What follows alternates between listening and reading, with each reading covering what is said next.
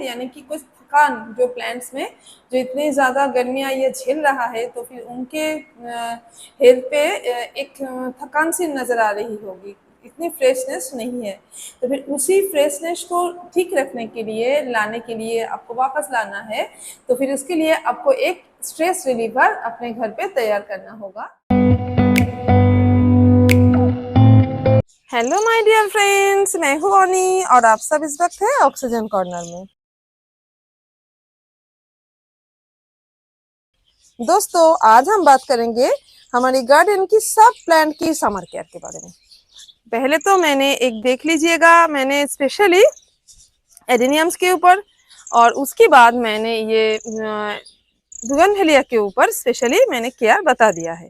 तो अभी हम अपने गार्डन का बहुत सारे टाइप, डिफरेंट डिफरेंट टाइप्स के प्लांट के सबको मिला के एक कॉमन केयर के बारे में आज हम बात करेंगे।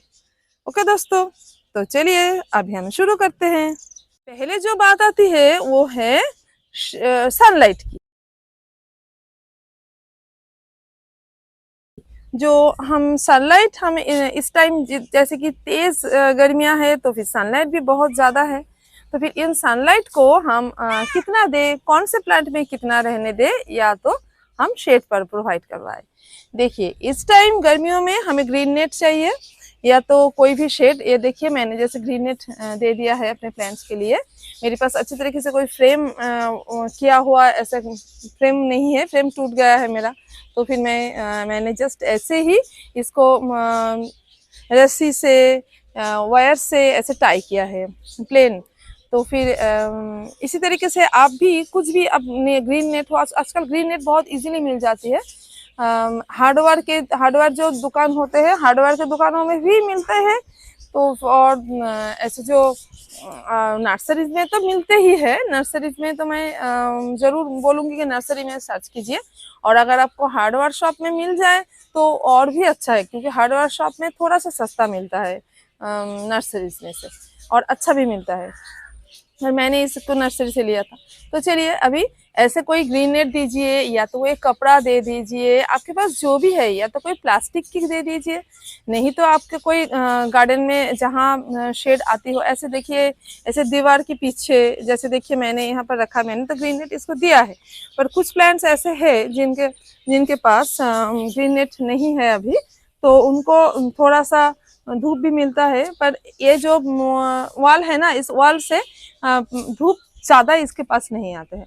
दोपहर के वक्त जब तेज रोशनी होती है तब नहीं आती है। तो शाम के टाइम की थोड़ी सी रोशनी, जब सूरज जब पश्चिम की दिशा में जब चली जाती है ना, तब थोड़ी थोड़ी करके धूप आती है। पर उस धूप में प्लांट्स का कोई नुकसान नहीं होता है। देखिए, मेरे प्लांट्स तो ताजे है, बहुत अच्छे हैं, छोटे छोटे सीडलिंग है, छोटे छोटे स्टेम कटिंग से ग्रो किया हुआ प्लांट्स है। मैंने नया परचेस किया, वैसे प्लांट्स भी है, मैंने यहाँ पर रखा है। देखिए, इसका कोई नुकसान नहीं है। और फिर दोस्तों, और एक बात है, वेराइटीज की बात है। कोई प्लांट है इतना शेड भी नहीं, इतना धूप भी बर्दाश्त नहीं कर पाएगा, तो फिर उसको शेड में ले जाना पड़ेगा।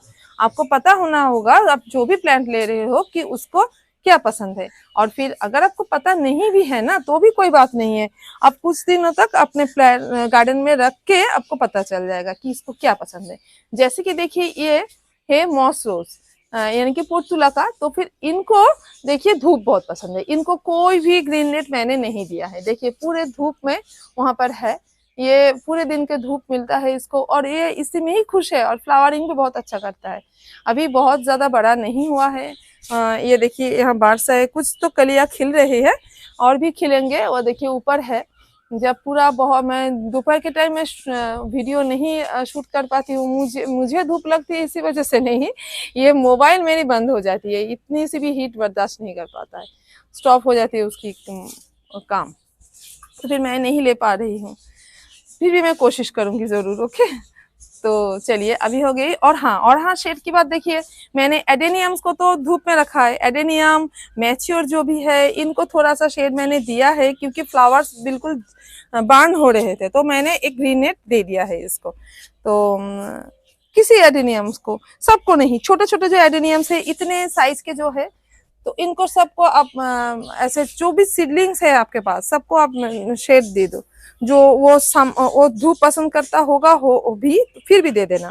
किसी प्लांट के अगर पॉट छोटा हो गया है तो फिर उनके पत्ते बांड हो जाएंगे, उनको प्लांट ठीक से पानी नहीं मिलेगा, तो फिर हमने इसको शेड में रखा है, हमें इसके पॉट को चेंज करना है। तो ये भी एक बात है। ये देखिए ये सब मैंने ऐसे शेड में रखा है और फिर किसी को बिल्कुल शेड दे दिया है। और जो इंडोर प्लांट्स है ना, इंडोर प्लांट्स को तो बिल्कुल ही शेड में रख दो। फिर आप चाहे तो घर के अंदर रख सकते हो। मैं दिखाती हूँ आपको, मैंने घर के अंदर भी प्लांट्स को रखा है। अभी ये देखिए दोस्तों, ये सब प्लांट्स को मैंने इंडोर रखा है, बिल्कुल घर के अंदर। ये देखिए यहाँ पर रोशनी आ रहा है, तो ऐसे जगह मिल जाए तो और भी अच्छा है।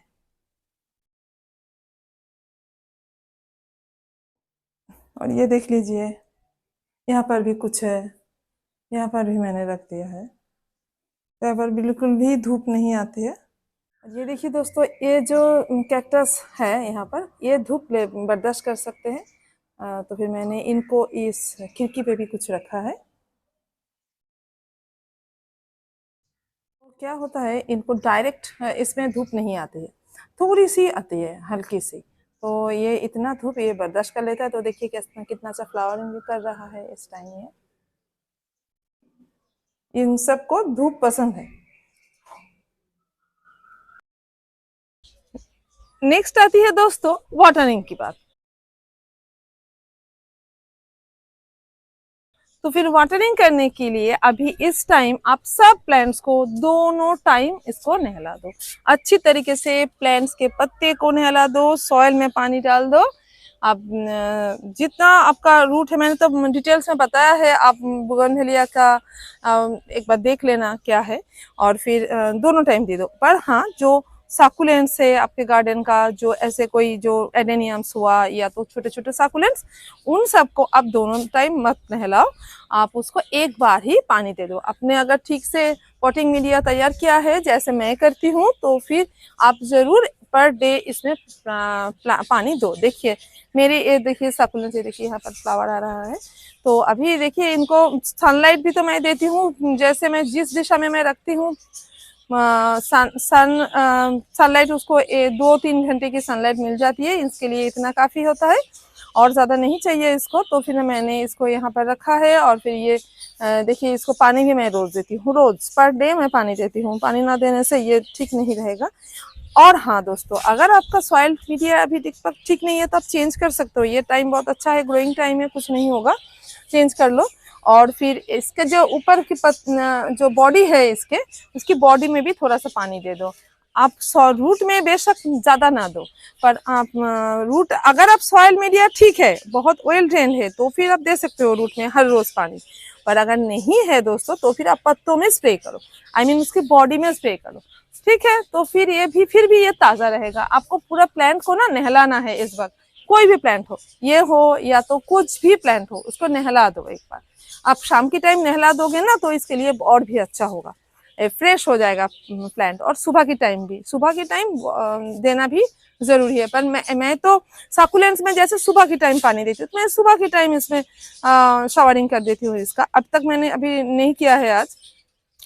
आप एक दिन छोड़ के भी कर सकते हो और हर रोज भी कर सकते हो, कुछ भी कर सकते हो। ठीक है दोस्तों, अभी दोस्तों बारी आती है कि हम किस पोजीशन पे प्लांट को रखे, आई मीन कहाँ पर रखे।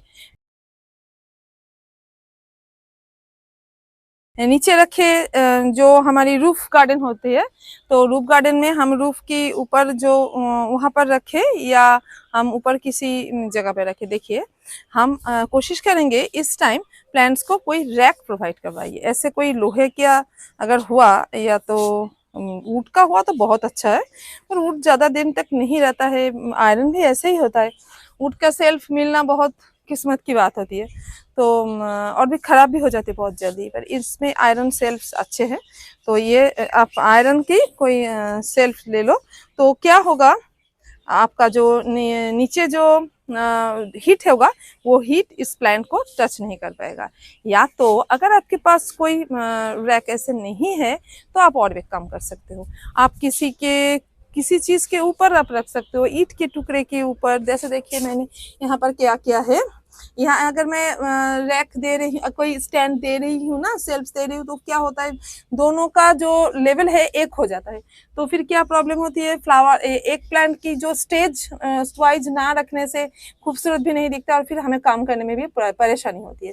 तो फिर मैंने क्या किया है, ईंट की दोनों ईंट ले लिया है और उसके ऊपर ऊँट का एक मैंने ऐसे ऊँट का एक पीस मैंने दिया है और फिर उसके ऊपर मैंने ऐसे रखा है। आप ऐसे कर सकते हो, तो फिर हीट नहीं आएगी, इसकी बॉडी में टच नहीं करेगा।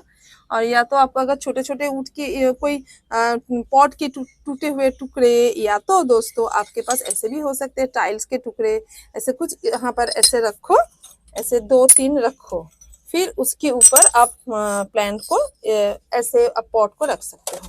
जैसे कि देखिए इस पॉट को आपने रख दिया है, ऐसे रख सकते हो, ठीक है। फिर भी फिर टच नहीं होगी, थोड़ी सी कम तो होगी। अगर ना मिल सके कुछ भी तो क्या करेंगे दोस्तों, ऐसे कर सकते हैं। या तो अगर ऐसे करें तो सबसे अच्छा होगा, इतना ऊंचा रखिए नहीं तो हिट फिर भी उसे मिलेगा। और अगर आपके पास कुछ भी नहीं है, आपको बिल्कुल मिट्टी पे ऐसे रखना है, जैसे कि देखिए मेरे पास मैंने जो सीमेंट के जो शेप्स तैयार किए हैं ना, इस पे अभी ये प्रॉब्लम्स आ रही है। तो ये भी बिल्कुल ऐसे जमीन जैसा है, ये भी तो गर्म हो रहा है, ऐसे हीट इसको मिलेगा तो ये भी गर्म हो जाएगा। तो फिर मैं क्या करती हूँ, देख लीजिए मैंने जितने मेरे प्लांट्स के जो सूखे पत्ते, फ्लावर्स जो भी थे, मैंने सबको तो पहले हटा दिया था, पर अभी गर्मियों में मैंने यहाँ भी मल्चिंग कर दिया है थोड़ा सा। इसके ऊपर आप किसी भी चीज को रखो, आप चाहे तो आपके पास, तो फिर जमीन पे अगर रखोगे तो ऐसे करना, आपके पास जो भी स्ट्रॉज हुए, राइस के स्ट्रॉज होते हैं, जो भी गेहूं के या तो किसी भी फसल के जो कटे हुए पीसेस, स्टेम्स होंगे बड़े बड़े, उनको आप बिछो दो, ऐसे ऐसे स्प्रेड कर दो, उसके ऊपर आप प्लांट्स को रखो। प्लांट्स को तो क्या होगा दोस्तों, आपका जो फर्श है जो ये गर्म नहीं होगा, ये हीट नहीं होगा, तो फिर आपके प्लांट को थोड़ा सा कम मिलेगा। यानी कि एक बैरियर तैयार कर दो जो हीट की नॉन कंडक्टर होगा, ऐसे कोई एलिमेंट आप इसको रखो। आप इसमें लोहे नहीं रख सकते हो तो फिर और भी ज्यादा गर्म हो जाएगा ना, तो फिर ऐसे चीज चूज कीजिए जो कि आपके हीट का नॉन कंडक्टर है, तो वैसे चीज को आप चूज करके आप इस पे यहाँ पर रख सकते हो अपने प्लांट्स को। तो फिर क्या होगा, ये गर्म कम होगा, ठीक है ना। देखिए मैंने अब यहाँ पर ऐसे रख दिया है, तो फिर ज्यादा सनलाइट इसको गर्म नहीं कर पाएगा, कुछ कम तो होगा, तो फिर अपने प्लांट्स के रूट को ठंडक मिलेगी। ऐसे कर सकते हैं। और चलिए, और फिर अभी दोस्तों बारी आती है मल्चिंग की। हम अपने प्लांट के जो भी पॉट्स है वहां पर मल्चिंग करेंगे। जैसे देखिए मैंने सूखे पत्तों से किया है, सूखे पत्ते अगर दे देंगे ऐसे जस्ट सूखे पत्ते तो भी चलेगा। और अगर आप सूखे पत्तों के ऊपर मैंने जैसे देखिए ये काउडंग केक, मैंने सूखे काउडंग केक इसमें दिया है। अब किसी प्लांट में मैंने ओनली काउडंग केक दिया है, ऐसे कुछ चीज से आप कर सकते हो। या तो कोकोपीट आपके पास होगा तो कोकोपीट को इसके अंदर ऐसे दे दो, तो फिर मल्चिंग हो जाएगा। तो क्या होगा, बाहर की जो रोशनी, जो धूप है, ये इसके अंदर डायरेक्ट इसकी जो जड़ को है अटैक नहीं करेगा, थोड़ा सा बैरियर हो जाएगा। और क्या होगा, और एक इजी क्या बात है, इसके अंदर आपको जो पानी है वो जल्दी जल्दी इवापोरेट नहीं होगा, तो फिर पानी को भी होल्ड करके रखेगा कुछ देर के लिए, मॉइस्चराइजर को। तो ये प्लांट के लिए अच्छा होगा। इतनी धूप में ना पानी बिल्कुल दोनों टाइम देते फिर भी पत्ते मुरझा जाते हैं। देखिए ये मेरे प्लांट है, इसमें बड़े हो गए हैं, तो मैच्योर प्लांट है, बहुत ज्यादा रूट्स है इसके अंदर, तो फिर ऐसे हो रहा है। तो मल्चिंग भी जरूर कीजिए। और फिर वही बात, बिल्कुल जो भी हमने इस फर्श के लिए बोला था वैसे ही आप इसके लिए भी हीट का नॉन कंडक्टर कोई भी एलिमेंट इसके लिए इस्तेमाल कर सकते हो। ओके, अभी आती है दोस्तों फर्टिलाइजर की बात। इस टाइम हम प्लांट्स को जरूर फर्टिलाइजर देंगे, क्योंकि ये ग्रोइंग टाइम है अपने प्लांट्स का, तो फर्टिलाइजर भी देनी चाहिए। बहुत सारे फ्लावरिंग करेगा, प्लांट ग्रोथ लेगा, सबसे अच्छी बात है प्लांट ग्रोथ लेगा। तो ग्रोथ के टाइम में, ग्रोइंग टाइम में इसको फर्टिलाइजर देना मस्ट है। तो हम क्या फर्टिलाइजर देंगे, देखिए मैं जो बताती रहती हूँ, जो ऑर्गेनिक कंपोस्ट ही, इसके बारे में आप ऐसे दे सकते हो। और फिर अगर आप केमिकल, थोड़ा सा केमिकल करना चाहोगे, मैं जैसे करती हूँ, मैं केमिकल हर वक्त पत्तों में देती हूँ, तो शाम की टाइम दीजिए, या तो बहुत ही सुबह यानी कि 5 बजे ऐसे सुबह हो टाइम आप दे सकते हो। मेरी ख्याल से आप शाम की टाइम दो, तो फिर प्लांट को पूरी रात मिलेगी उसको बर्दाश्त करने के लिए। और थोड़ा सा डाइल्यूट करके दो, जितने अमाउंट में आप देते हैं ना उससे जरा सा ज्यादा डाइल्यूट कीजिए तो अच्छा होगा। आप जो भी कंपोस्ट टीज है मैं उस पर जल्दी ही लाऊंगी, मैं वीडियोस ला रही हूँ, मैं जल्दी लाऊंगी। और फिर वो कंपोस्ट टी, और अगर आप चाहे तो आप बोगनवेलिया केयर में देख सकते हो, कंपोस्ट टी के बारे में मैं थोड़ा थोड़ा बात मैंने किया है, तो फिर डिटेल्स में मैं जरूर करूंगी एक वीडियो। तो कंपोस्ट टी दे दीजिए। और फिर जो बैलेंस एनपीके है इसका स्प्रे आप वीकली एक टाइम कर सकते हो। 15 डेज में एक बार ठीक है, पर अब इस टाइम जो ग्रोइंग टाइम है ना, तो आप 15 डेज के छोड़ को भी आप वीकली एक वंस कर सकते हो। एक वीक में आप बैलेंस एनपीके दो, एक वीक में आपका प्लांट का जो भी नीड है। जब छोटे छोटे ऐसे प्लांट हुआ तो फिर आप इसमें जैसे देखिए ये वाला छोटा प्लांट है, आप इसमें 1261 का स्प्रे कीजिए, यानी कि इसमें इस टाइम फ्लावरिंग नहीं चाहिए हमें, इसका ग्रोथ चाहिए ना, तो फिर ग्रोथ के लिए आप पोटाश को आउट करके ग्रोथ, इससे ग्रोइंग टाइम में ग्रोथ करवाओ। ऐसे जैसे छोटे छोटे सीडलिंग्स है, ऐसे ये दो जो प्लांट्स है इनको आप 1261 से आप इसको ग्रोथ के लिए उकसाओ, आई मीन ग्रोथ लाओ उसके। और फिर इसे ऐसे ही दोनों एक वीक में आप 0 बैलेंस एनपीके दे दो 19-19-19, और एक वीक में 12-61-0, बस इतना इसके लिए काफी है। और आपने तो बोला है कंपोस्टिंग को तो देते ही रहना दोस्तों। हाँ, जो भी काउडांग केक का है कुछ है, और ठीक है, चलिए मैं डिटेल से बात करूंगी इसके इस वीडियो में नहीं बोलते हैं। अगले बात करेंगे हम अभी फर्टिलाइजर हो गई तो भी पेस्टिसाइड की। इस टाइम दोस्तों पेस्ट का अटैक बहुत होता है, गर्मियों में पेस्ट बहुत परेशान करते रहते हैं। तो फिर वीकली वंस आप जो होममेड मैंने जो पेस्टिसाइड आपको तैयार करना दिखाया है उसको जरूर इस्तेमाल कीजिए दोस्तों। रात के टाइम, बिल्कुल रात में जब आप वाटरिंग कर दोगे सब प्लांट्स में, तो फिर उसी टाइम आप इसमें पेस्टिसाइड का स्प्रे कर दो। और फंजीसाइड दोस्तों इस टाइम अगर परेशान करे, आपके किसी प्लांट में नजर आए कि कोई प्रॉब्लम हो रहा है, तो फिर आप यूज कीजिए, वरना यूज करने की कोई जरूरत नहीं है। मैं तो नहीं करती हूँ, क्योंकि ज्यादा पेस्टिसाइड फंजीसाइड देना भी हानिकारक होता है। और आप तो सॉइल में जरूर जो ऑर्गेनिक जो फंजीसाइड है, आई मीन जो फंजीसाइड तो नहीं है, वो फंगस है, गुड फंगस है, जो है ट्राइकोडर्मा विरिडी, आप उसका 1 चम्मच इसी टाइम इसी सॉइल में मिक्स कर दो। तो फिर आपका प्लांट का जो वो जो गुड माइक्रोब है वो भी इस टाइम ग्रो कर लेगा, तो फिर आपका बैड फंगस को ग्रो करने का टाइम ही नहीं मिलेगा। फिर आगे जब बरसात आएगी ना दोस्तों, तो फिर बरसात में आपको अच्छा होगा बरसात में आपके लिए। और ये सूखे सूखे फ्लावर्स रखने नहीं देना है, आप इसको तोड़ सकते हो अगर आपको सीड नहीं चाहिए तो। मैंने थोड़ा सा सीड मुझे मिल गया था तो फिर मैंने उसके लिए रखा था। अभी मुझे और सीड नहीं चाहिए दोस्तों, मेरे पास बहुत सारे प्लांट्स हो गए, तो फिर मैं नहीं रखूंगी। प्लांट्स की हेल्थ के लिए अच्छा होगा, और आगे और भी फ्लावर खिलेंगे। देखिए कितने सारे फ्लावर की कलियां आई है और कैसे खिल रहा है, देखिए कितना अच्छा लग रहा है, ये देख लीजिए। देखिए दोस्तों, इन दिनों इतनी गर्मियों में अपने प्लांट्स पे एक स्ट्रेस नजर आ रही होगी आप सबको, यानी कि कुछ थकान जो प्लांट्स में, जो इतनी ज्यादा गर्मियां ये झेल रहा है, तो फिर उनके हेल्थ पे एक थकान सी नजर आ रही होगी। इतनी फ्रेशनेस नहीं है, तो फिर उसी फ्रेशनेस को ठीक रखने के लिए, लाने के लिए, आपको वापस लाना है, तो फिर उसके लिए आपको एक स्ट्रेस रिलीवर अपने घर पे तैयार करना होगा। अगर आप चाहे तो ऑनलाइन भी कुछ स्ट्रेस रिलीवर मिलते हैं, आप उसको भी लेके स्प्रे कर सकते हो, पर मैंने अभी ट्राई नहीं किया है, तो फिर मैं नहीं कह पा रही हूँ कि कैसा होगा। मैं जो कह रही हूँ, मैं घर पे मैं जो इस्तेमाल करती हूँ वो है, एक सॉल्यूशन तैयार कीजिए आप दोनों चीज़ों से, जो है एक तो है सीवीड एक्सट्रैक्ट और दूसरा है इप्सम सॉल्ट। तो फिर 1 लीटर पानी में आप 2 ml सीवीड एक्सट्रैक्ट एंड 3 ग्राम आप इप्सम सॉल्ट लीजिए।